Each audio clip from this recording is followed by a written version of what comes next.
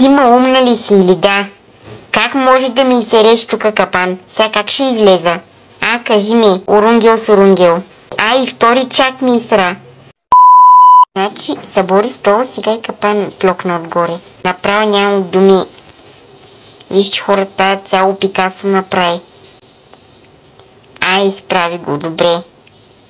Ти, майко, боже, ти си направо с 0 IQ, бе. И 0 ти е много, имаш -5. То 103 пъти го събори. И после сама си го правиш и пак. Айде. Този път на косъм беше, аз направо нямам думи.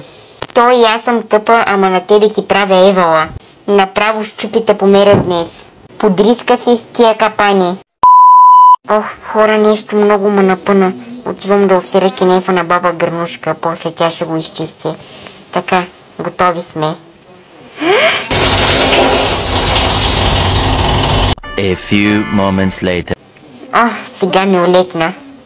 Нямаш ли скоро да се обърша газъма и развали ми момента?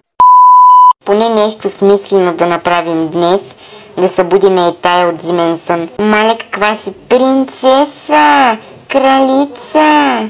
Така, с тебе имаме да се поговорим за нещо много важно. Значи, не си възпитала дъщерята, когато влиза в някоя стая да чука на вратата. Аз значи съм в кенефа да ти разправям и тя влиза. И на всичкото отгоре нямаше тоалетна хартия. Добре, разбрах. Ако още веднъж направи така, да я убия.